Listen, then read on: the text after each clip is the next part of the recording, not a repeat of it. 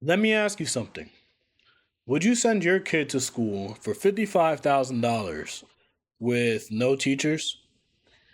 The Institute of Chicago is looking to actually incorporate this type of teaching and looking towards new technology in order to teach our young students. However, before we get into that, let's discuss how the overall system had begun to fail us and what led to technology now trying to take over our children's minds. The real questions that we need to start asking is this planned? What do we gain out of this? And is it actually worth going this route? Without further ado, let's get into it. And welcome to Glitch Philosophy.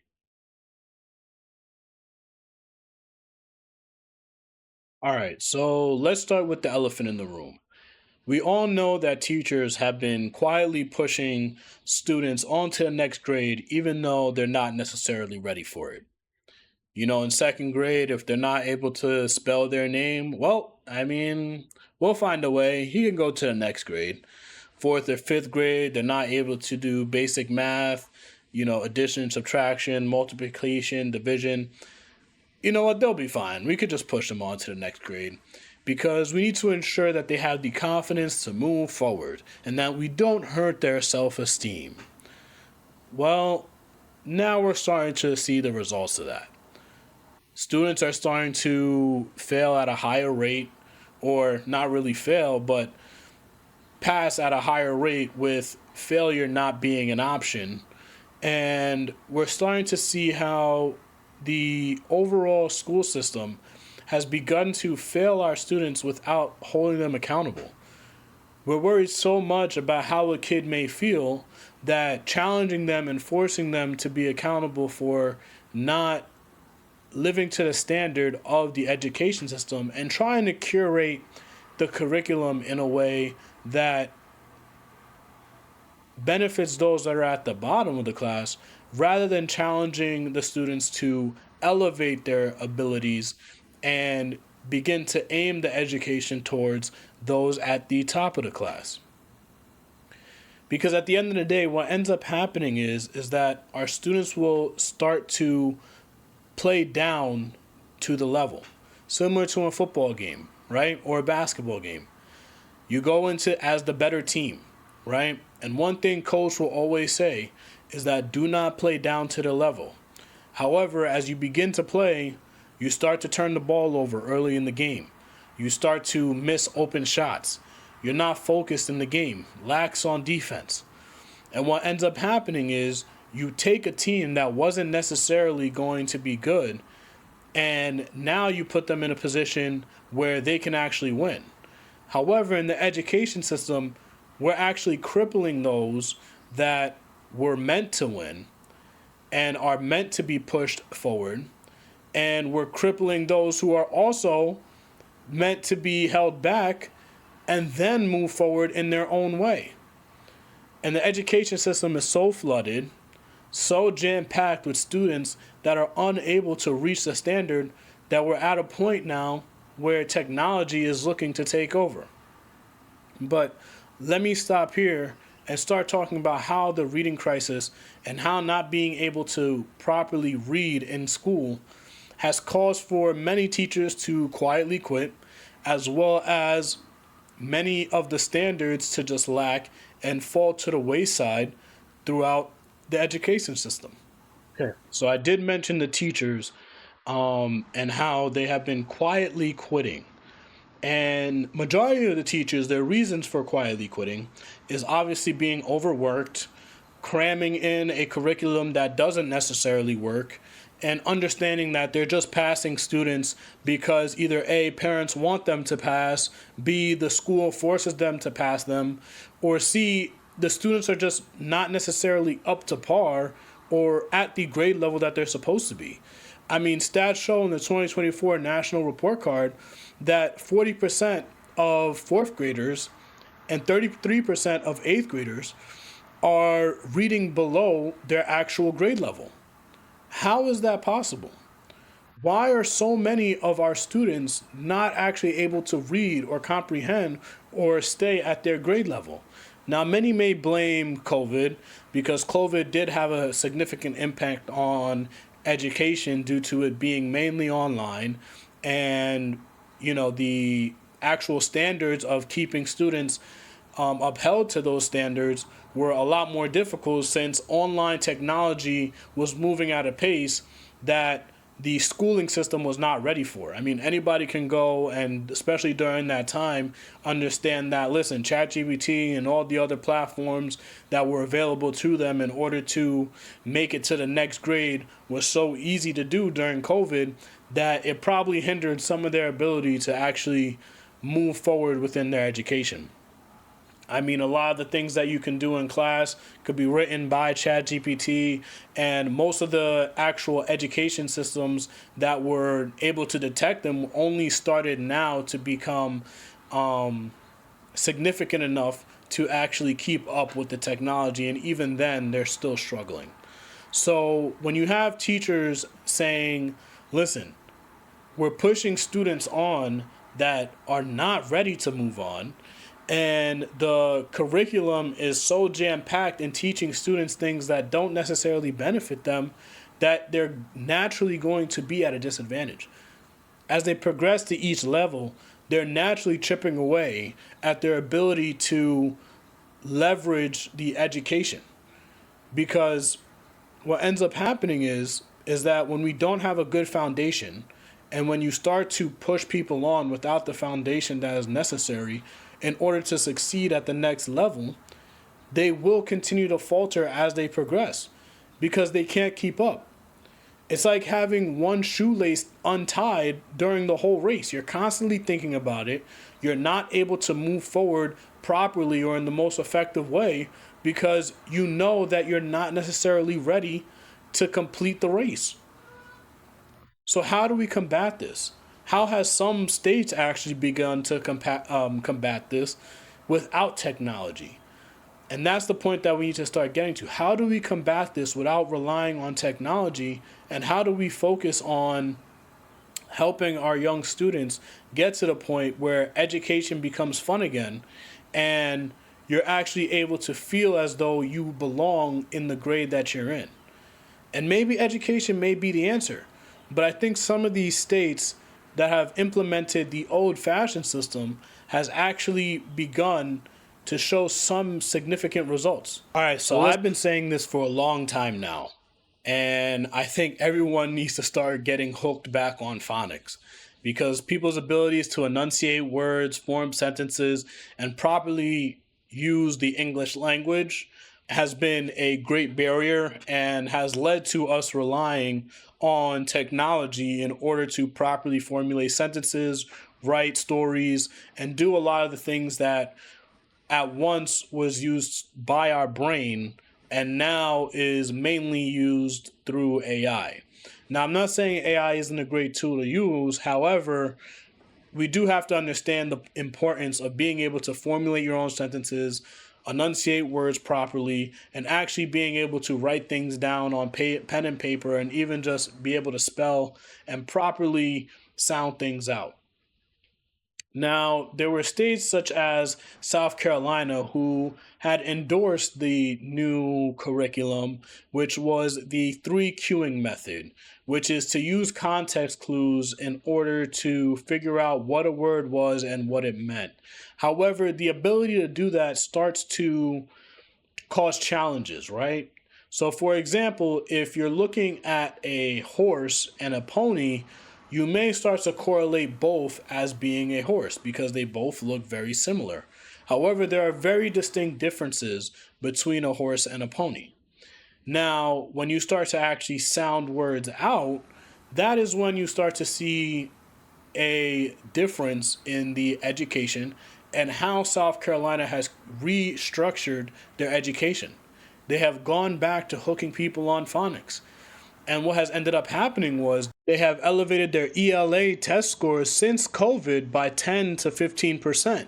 And other states are starting to implement this same thing and going back to the old school education system. So, what has allowed them to really shift? Well, the ability to go back to what was working. Sometimes when something isn't broken, there's no reason to fix it, right? So when you go back to the core of how people used to understand the English language, how people used to learn the English language, and how we got to the point where now we can build AI systems, we have to start to analyze what really got us there. And being able to properly sound out words and being able to use the letters and challenge your brain and challenge your mind to figure out what those words mean is what led to new ideas, is what led to being able to formulate proper sentences and to really elevate our minds and our ideas so that we're not forced to use context clues. Because when we're forced to use the context around us, it limits us to that context. And without being able to formulate our own ideas and our own mindsets, this is where I think the fear of technology taking over the minds may come in. Because if you're teaching students at a young age to either rely on AI, ChatGPT, you may cause for them to only rely on that context in order to further develop themselves.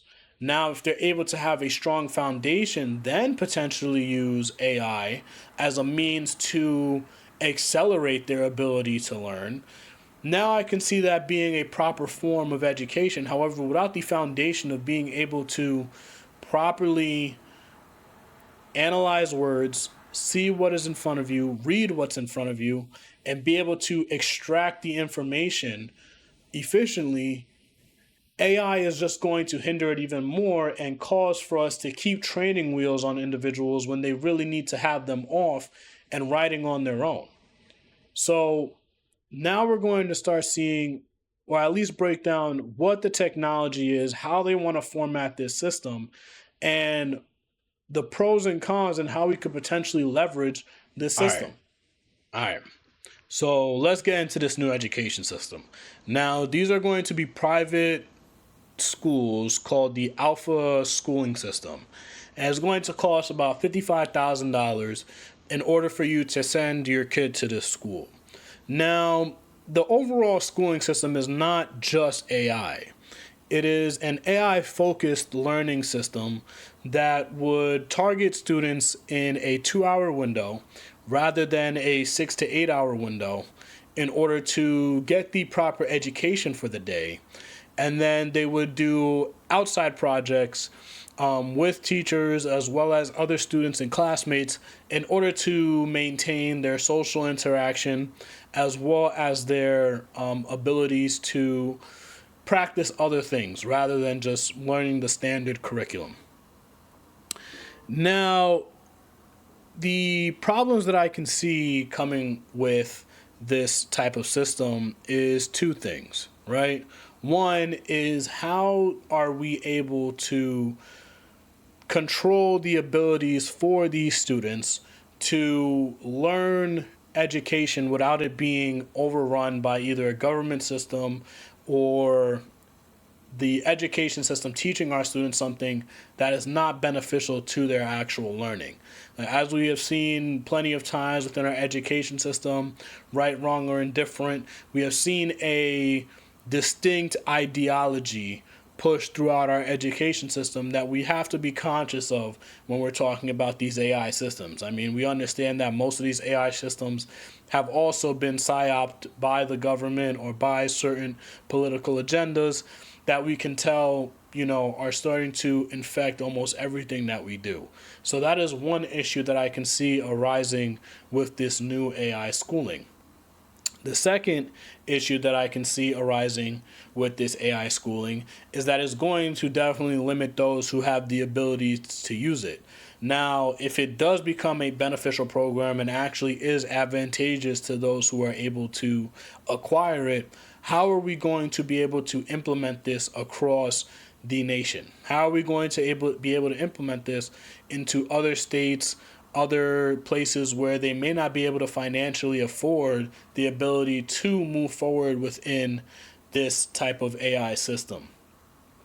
Now, these are the kind of questions that we have to ask ourselves. Are we going to limit this system to those that can afford it?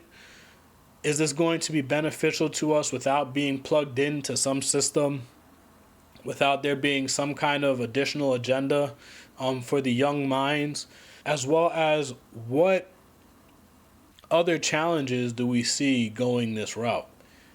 And the real question at the end of the day is, we all know that the current system is muddy. It's very dirty, murky water. It's like swamp water right now.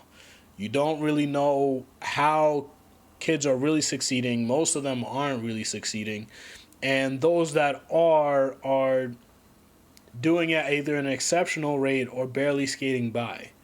So the real question is, there has to be a change, but in which direction do we go?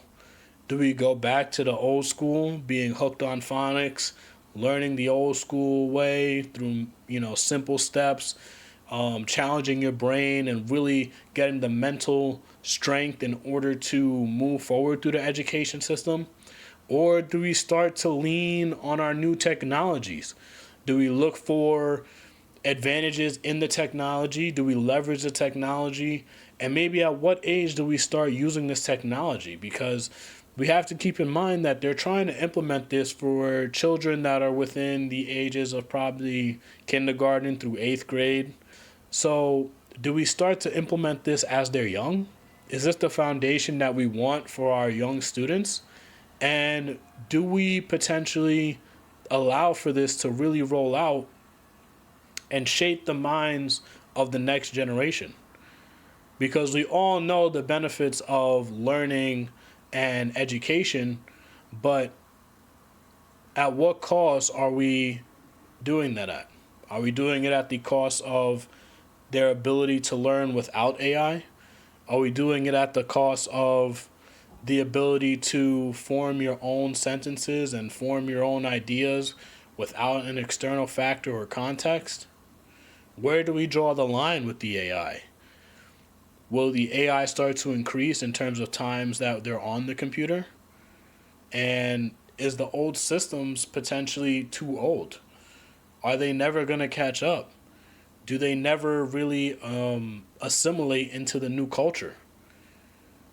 So these are definitely the questions that we have to ask ourselves when talking about both sides.